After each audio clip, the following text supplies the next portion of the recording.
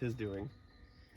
So goes to figure, we're leaving the property, and finally, after all this waiting, look at this. Wow! Oh my God! The cucamelon bush is producing. Take a look. Look at these things. Oh, look.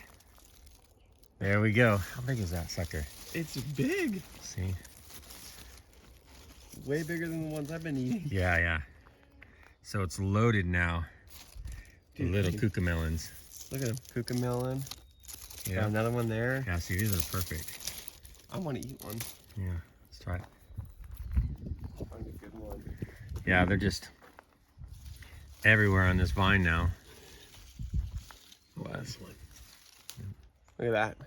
Yeah, so that's about the right size now. So yeah. All right, you ready? Yeah.